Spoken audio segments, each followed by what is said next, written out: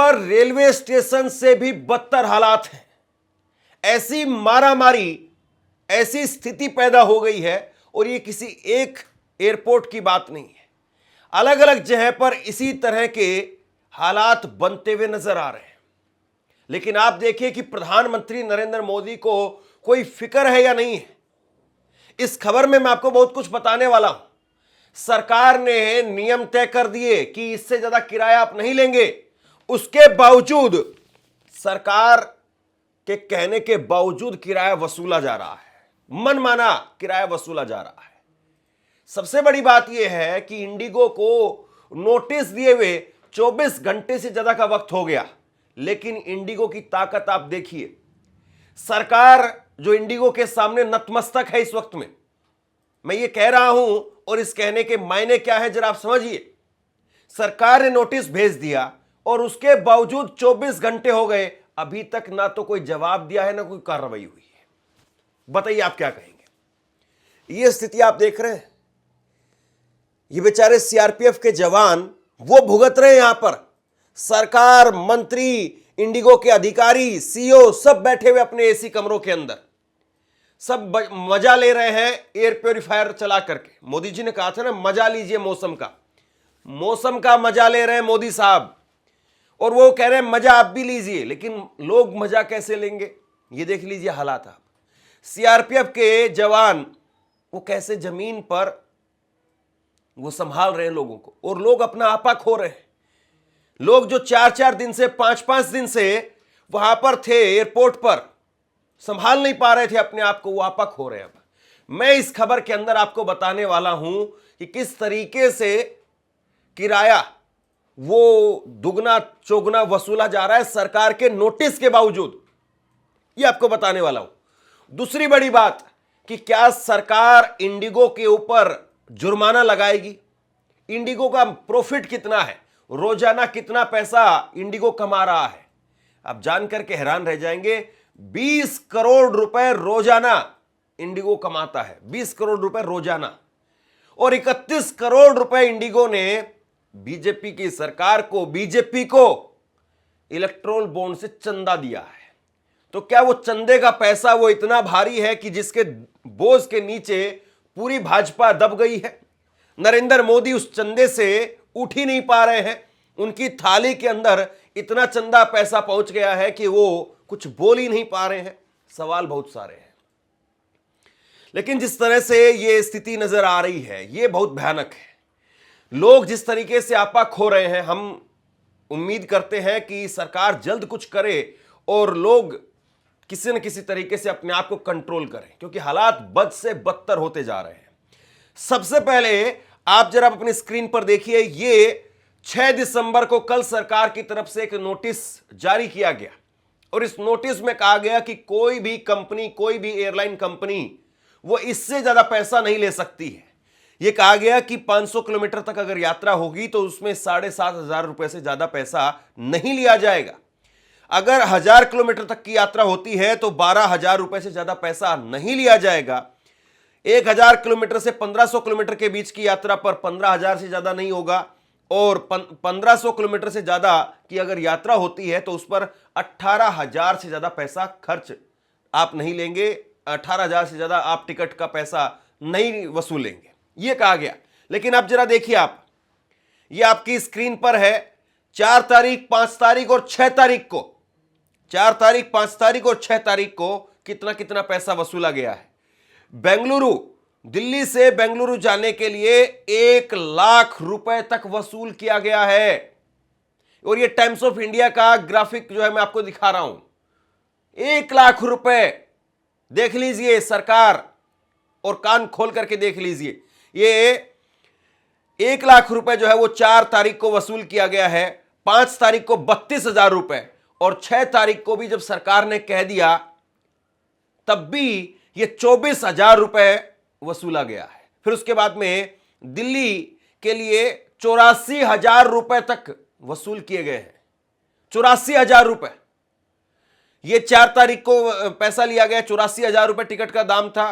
फिर 5 तारीख को 37,000 रुपए और 6 तारीख को 36,000 रुपए, अभी भी पैसा फालतू लिया गया। इसके बाद में मुंबई का टिकट 48,000 रुपए, ये 4 तारीख को, 43,000 रुपए 5 तारीख को और 33,000 रुपए ये 6 तारीख को। ऐसे ही हैदराबाद 26,000 रुपए, 30,000 रुपए और 19,000 रुपए। ये यानी जो पैसा वसूला जा रहा है, इस सरकार के कहने के बावजूद ज्यादा पैसा वसूला जा रहा है। अब आप देखिए, ये भास्कर की खबर है जो आज की ही खबर है, और भास्कर की इस खबर के अंदर लिखा है कि सरकारी दावा है कि किराए की सीमा वो तय कर दी गई है, लेकिन हकीकत यह है कि 250 किलोमीटर का फेयर वो 44,000 रुपए है। सरकार ये कहती है कि अगर 1500 किलोमीटर से ऊपर भी अगर आप चले जाएंगे तो भी आपको 18,000 से ऊपर नहीं देना है, और 500 किलोमीटर तक का जो किराया है वो 7,500 रुपए है, लेकिन 6 गुना ज्यादा पैसा वसूल किया जा रहा है, 44,000 रुपए। और ये आज की अभी सुबह की खबर बता रहा हूं आपको। मतलब कोई सरकार नाम की चीज है या नहीं है। नरेंद्र मोदी कहते हैं कि मैं ड्रोन भेज करके चेक कर लेता हूं कि कहां पर सरकारी काम हो रहा है, वो गलत हो रहा है या सही हो रहा है। ये प्राइवेट कंपनी है, सही बात है, लेकिन साहब सरकार का रूल रेगुलेशन भी तो कोई चीज होती होगी, या अपनी मर्जी से चल रहे हैं लोग। सरकार नाम की कोई चीज इनके ऊपर लागू नहीं होती है। आप अगर अपनी गाड़ी की स्पीड वो अगर 80 से ऊपर लेकर के चले जाएं, अगर हाईवे पर 120 से ऊपर लेकर के चले जाएं, तो आपके घर पर 10,000 रुपए का चालान आ जाता है। आपको यह कहा जाता है कि आपने अगर दोबारा से नियम तोड़ा तो आपका लाइसेंस जब्त हो जाता है, आप गाड़ी नहीं चला सकते हैं। एक आम आदमी वो 4 पहिया 2 पहिया वाहन नहीं चला सकता है, लेकिन ये लोग इस देश में हवाई जहाज चला रहे हैं और सारे रूल रेगुलेशन सबको तोड़ करके चला रहे हैं। बताइए, सरकार नाम की कोई चीज इस देश में बची भी है या नहीं बची है? नरेंद्र मोदी वो साफ करे, बताएं कि उनके लिए चंदा प्यारा है या देश प्यारा है या देश की जनता प्यारी है। वो बताएं जरा इस बात को। और अगर देश की जनता आपके लिए प्यारी है, कार्रवाई करके दिखाइए इंडिगो के ऊपर, और इंडिगो पर ऐसी कार्रवाई करिए जो मिसाल बन जाए। एक एक आदमी को 1-1 लाख रुपए वो आप हर्जाना दिलवाइए, जुर्माना लगाइए उन पर 1-1 लाख रुपए प्रति व्यक्ति के हिसाब से। समझ में आ जाएगा कि हां किस तरीके से जो है वो सिस्टम काम करता है। मैं खुद कहूंगा, इस बात को लेकर के मैं वीडियो बनाऊंगा कि वाकई नरेंद्र मोदी सरकार ने कमाल कर दिया। 1-1 लाख रुपए हर आदमी को, कम से कम जो है 1-1 लाख रुपए वो हर्जाना मिलना चाहिए हर उस आदमी, क्योंकि 1-1 लाख रुपए टिकट दिया है भैया उन्होंने, था नहीं। सरकार के हिसाब से, नियमों के हिसाब से वो 15,000 रुपए का टिकट था, 85,000 रुपए उन लोगों ने ज्यादा पे किए हैं। तो 1 लाख रुपए अगर उनको हर्जाना मिले तो कोई बहुत ज्यादा है क्या? बिल्कुल नहीं है। लेकिन सरकार में हिम्मत है क्या? सरकार इतना कर सकती है क्या? सवाल इस बात का है। देखिए, मैं आपको कुछ आंकड़े दिखा रहा हूं, इन आंकड़ों से आप समझिए कि किस तरीके से जो है वो यहां पर इंडिगो पैसा कमा रही है, और इंडिगो का जो बेनिफिट है वो कितना है। इंडिगो वो अभी पिछले साल 8,000 करोड़ रुपए, 2024 में 8,000 करोड़ रुपए का मुनाफा कमाया है, खर्चे निकाल करके, पायलट्स की, ग्राउंड स्टाफ की, सबकी तनख्वाह, सब कुछ निकाल करके, तब 8,000 रुपए का प्रॉफिट वो 1 साल में उठाया है। 1 साल में 8,000 रुपए कमाए। उसके बाद में अभी इस साल के अंदर, अभी दिसंबर का महीना बाकी है, अभी इस साल में 7,258 करोड़ रुपए कमा चुकी है। यानी मान करके चलिए इस महीने में, और ये जो महीना होता है दिसंबर का महीना, ये शादी ब्याह वाला महीना होता है। दूसरी बात ये होती है कि इस महीने में लोग पहाड़ों पर जाते घूमने के लिए, छुट्टियां मनाने के लिए। स्कूल की छुट्टियां होती है तो लोग वैसे भी वेकेशन पर चले जाते हैं, यानी, और त्यौहार है, कहीं जो है वो क्रिसमस, कहीं कुछ और, कहीं कुछ और। यानी ये जो महीना है वो बिजी शेड्यूल वाला महीना। इस महीने में भी मान करके चलिए कि 2-2.5 हजार रुपए, 2-2.5 हजार करोड़ वो और इंडिगो कमाएगी। यानी 8 से 10 हजार करोड़ रुपए इस साल के भी तय हैं इंडिगो के, और इंडिगो हर रोज 20 करोड़ रुपए कमा रही है। 20 करोड़ रुपए हर रोज कमा रही है। तो बताइए फिर उन पर जुर्माना क्यों नहीं लगाया जाए? अब देखिए, अगर जुर्माना इंडिगो पर लगाया जाता है तो इंडिगो पर जुर्माना लगाता है अगर सिर्फ 10,000 रुपए भी, मैं 1 लाख रुपए की बात कह रहा हूं, 1 लाख छोड़ दीजिए आप, अगर प्रति व्यक्ति 10,000 रुपए भी अगर सरकार लगाए कि प्रति व्यक्ति 10,000 रुपए इंडिगो को लोगों को देना है, तो कितना पैसा बनता है। इंडिगो की 4 दिन के अंदर 2600 उड़ान वो रद्द हुई है 4 दिन में। 3 तारीख को 200 उड़ान रद्द हुई है, 4 तारीख को 600 उड़ान रद्द हुई है, उसके बाद में 5 तारीख को 1000 फ्लाइट्स वो रद्द हुई है, 6 तारीख को 800 फ्लाइट्स रद्द हुई है, और अभी भी बहुत सारी फ्लाइट्स रद्द हुई होंगी। मोटा मोटी 2600-2700 फ्लाइट्स रद्द हुई है 4 दिन के अंदर। 2600 से ज्यादा फ्लाइट्स रद्द हुई है, और एयरबेस पर एक जो प्लेन है उसके अंदर यात्रियों की क्षमता है 186 यात्री, यानी तकरीबन 4,83,600 यात्री इसकी वजह से प्रभावित हुए, परेशान हुए, दुखी हुए। और अगर 10,000 रुपए का जुर्माना प्रति व्यक्ति लगता है तो इसका मतलब यह है 483 करोड़ 60 लाख रुपए यह बनता है, यानी मोटा मोटी 500 करोड़ रुपए। जहां आपका प्रॉफिट वो 8,000 करोड़ रुपए है, उसमें से आप 500 करोड़ नहीं दे सकते। यानी आप इसको ऐसे समझिए, बड़ी बड़ी रकम समझ में नहीं आती है, 8,000 रुपए में से 500 रुपए देने हैं, कोई बहुत बड़ी रकम है क्या? बिल्कुल नहीं है। 8,000 रुपए अगर आपके पास में है और कोई पुलिस वाला आपको रोक ले और आप कहे कि भैया 500 रुपए दे दो, आप खट से पकड़ा देंगे।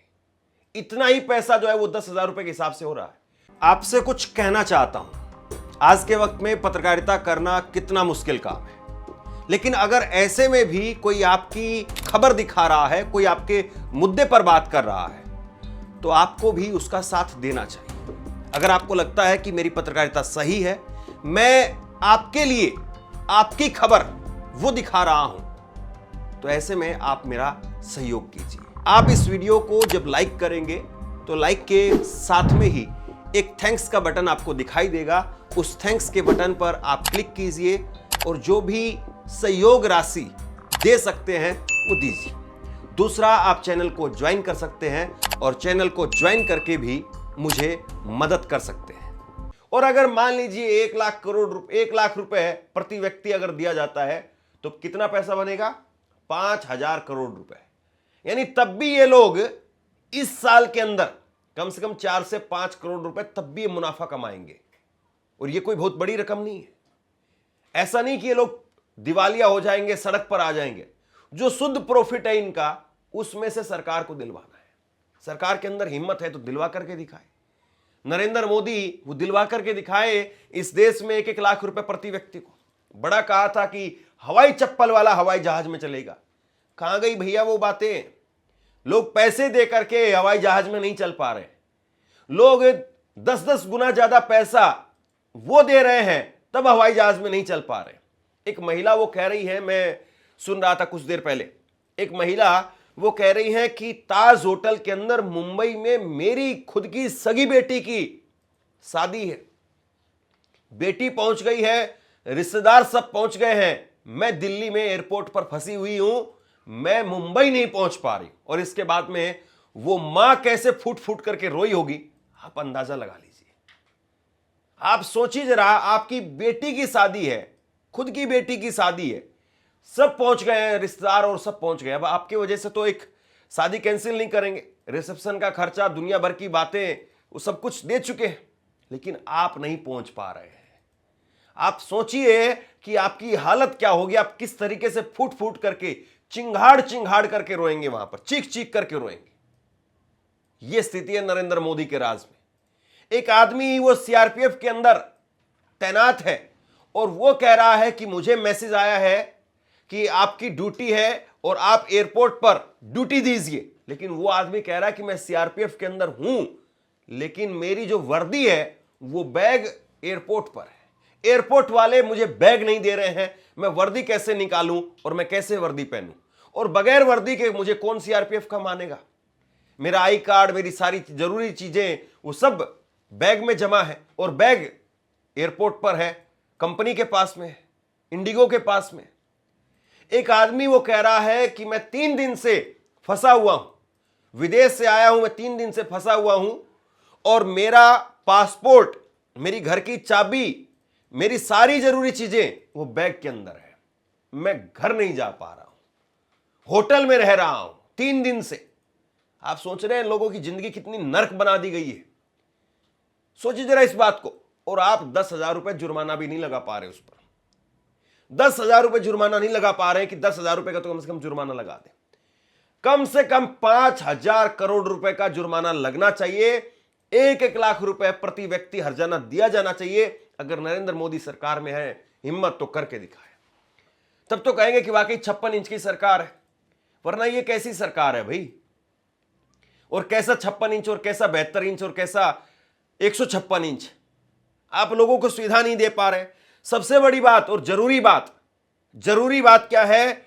नितिन जाधव है, नाम सुनिए गौर से, नितिन जाधव है, अध्यक्ष है काउंसिल ऑफ एविएशन के। और वो क्या कह रहे हैं? उन्होंने प्रधानमंत्री को चिट्ठी लिखी है, गृह मंत्री अमित शाह को चिट्ठी लिखी है, और उसके साथ साथ उड्डयन मंत्री राम मोहन नायडू को चिट्ठी लिखी है। तीनों को चिट्ठी लिख करके उन्होंने क्या कहा है? उन्होंने तीनों को चिट्ठी लिख करके कहा है कि इसकी सीबीआई जांच करवाई जानी चाहिए। और उन्होंने बहुत जरूरी सवाल खड़ा किया है। मुझे लगता है कि एक एक आदमी उनके सवाल के साथ में होगा, मैं जरूर उनके साथ में हूं। उन्होंने क्या कहा है? नितिन जाधव वो इस बात को कह रहे हैं कि सरकार ने एफडीटीएल के, यानी फ्लाइट ड्यूटी टाइम लिमिटेशन, ये एफडीटीएल के जो नए नियम लागू किए, ये सरकार पिछले साल जनवरी 2024 के अंदर ये नियम लेकर के आती। सरकार ने कहा कि हम नए नियम इस तरीके से लागू करेंगे, कंपनीज को बताया गया। यानी 2 साल पहले, अब हम दिसंबर में खड़े हैं आज, 2 साल पहले कंपनियों को बताया गया कि ऐसे ऐसे नए नियम आने वाले हैं, आप तैयारी कर लीजिए। यानी जैसे कि आपके स्कूल में कहा जाए टीचर्स को कि भैया क्लासरूम जो है वो थोड़ी हाईटेक होने वाली है, आपको कंप्यूटर पर पढ़ाना पड़ेगा, आपके पास में 2 साल का समय है, आप 2 साल कंप्यूटर का कोर्स कर लीजिए, वरना आपको नौकरी से निकाल देंगे, आपको कंप्यूटर पर पढ़ाई करवानी है। अब इसमें देखिए बड़ी बात यह है कि 2 साल पहले सरकार ने, और ये नितिन जाधव ने कहा है, मैं उनके शब्द आपको बता रहा हूं, वो कह रहे हैं कि 2 साल पहले नियमों के बारे में कंपनियों को बता दिया गया था कि ऐसे ऐसे नियम आएंगे, हम नियम लागू करेंगे। समय भी बताया गया था कि कब नियम लागू किए जाएंगे। और उसके बाद में पहला जो इन नियमों के अंदर जो जिस तरीके से ये नियम लागू किया जाना था, एक एक करके जो किस्त वाइज जो नियम लागू किए जाने थे कि अभी इतने नियम जो है हम लागू कर रहे हैं, अभी फिर इसके बाद में इतनी सख्ताई होगी। तो पहला जो नियम लागू किए गए वो अभी जुलाई के अंदर किए गए। लेकिन नितिन जाधव वो एक बड़ी बात कह रहे हैं। वो कह रहे हैं कि भैया 8 महीने पहले जब कह दिया गया था, 2 साल पहले बता दिया गया था, तो क्या कोई हर महीने मॉनिटरिंग नहीं हो रही थी?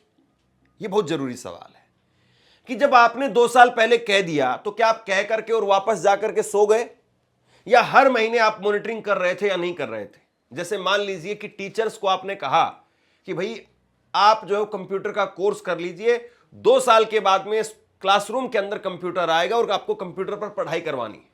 आपके क्लासरूम के अंदर वो स्मार्ट बोर्ड लगेंगे और स्मार्ट बोर्ड पर आपको पढ़ाना है। तो क्या हेडमास्टर ने ये नहीं देखा कि कोई टीचर है वो कोर्स कर रहा है या नहीं कर रहा है, वो कंप्यूटर सीख रहा है या नहीं सीख रहा है? यानी उसकी जिम्मेदारी थी ना हेडमास्टर की कि बीच बीच में हर महीने मीटिंग में वो पूछते कि भैया आप बताओ किन किन लोगों ने कंप्यूटर क्लास जो है ज्वाइन कर ली, कौन कौन आदमी जो है वो कंप्यूटर कहां कहां तक सीख गए हैं। क्या ये हेडमास्टर की जिम्मेदारी थी या नहीं थी? ऐसा तो है नहीं कि हेडमास्टर ने जो है वो अचानक से ला करके और स्मार्ट बोर्ड रख दिया या कंप्यूटर ला करके रख दिया, और जो टीचर्स हैं वो तो कख नहीं जानते हैं, वो तो कंप्यूटर का ABCD नहीं जानते। यही कुल मिलाकर के हुआ है कि जब पायलट्स वो है नहीं इंडिगो के पास में, और मैंने कल भी दिखाया था, जरा एक बार फिर से ये देखिए आप, पायलट्स जो हैं वो इंडिगो के पास में सबसे कम पायलट है, मतलब कहने के लिए ज्यादा पायलट है लेकिन सबसे कम पायलट है। आकाशा एयरलाइन उनके पास में 30 एयरक्राफ्ट है, 800 पायलट उनके पास में है, पर प्लेन 27 पायलट है उनके पास में। एयर इंडिया के पास में 187 एयरक्राफ्ट है, 3500 पायलट है उनके पास में, 19 पायलट पर प्लेन है। एयर एक्सप्रेस के पास में 115 एयरक्राफ्ट है, 2000 पायलट है, 17 पायलट पर प्लेन है। इंडिगो के पास में 417 एयरक्राफ्ट है, 5,500 पायलट है, 13 पायलट पर प्लेन है। वहीं स्पाइस जेट के पास में 35 एयरक्राफ्ट है, 400 पायलट है, 11 पायलट पर प्लेन है। यानी इनके पास में रूल रेगुलेशन के हिसाब से जितने पायलट होने चाहिए थे वो थे ही नहीं। और दूसरी बात आप समझिए, ऐसा नहीं है कि कोई भी आदमी ये कहे कि रातों रात हम पायलट ला करके खड़े कर देंगे, नहीं हो पाएगा। क्योंकि रूल रेगुलेशन ये कहते हैं एविएशन के कि अगर कोई एक पायलट कहीं एक कंपनी को छोड़ करके दूसरी कंपनी ज्वाइन करना चाहता है तो उसको 1 साल पहले नोटिस देना पड़ेगा कि मैं स्पाइस जेट से इंडिगो में जाना चाहता हूं। 1 साल पहले बताना पड़ेगा मेन कैप्टन को, जो मेन पायलट है उसको, और अगर को पायलट है उसको 6 महीने पहले बताना पड़ेगा। तो रातों रात आप अगर 4 गुना ज्यादा भी सैलरी देंगे तब भी कोई आ नहीं सकता है, क्योंकि रूल से बंधा हुआ है वो, पहली बात। दूसरी बात, अगर आप नए पायलट लेकर के आएंगे तो नए पायलट लाए जाएंगे, उसमें भी समय लगेगा। ऐसा नहीं है कि रात आप जो है वो मशीन में घुसाएंगे पायलट को और वो ट्रेनिंग लेकर के बाहर आ जाएंगे, समय लगता है। यानी ये एक तरीके से आप ये मान करके चलिए कि जो समय था सरकार के पास में, वो समय सरकार ने इलेक्शन लड़ने में मंगलसूत्र खोल करके ले जाएंगे, तुम्हारी भैंस खोल करके ले जाएंगे, तुम्हारी टोटी खोल करके ले जाएंगे, इसमें गवा दिया। और अब जो है पूरी सरकार, पूरा सिस्टम वो एक पांव पर खड़ा हुआ है। कुल मिलाकर के ये कहानी है। अब आप बताइए कि इसमें सरकार की नाकामी है या नहीं है। शेयर कीजिए इस खबर को, और आप क्या सोचते हैं नीचे कमेंट बॉक्स में लिख करके मुझे जरूर बताइए। बहुत बहुत धन्यवाद।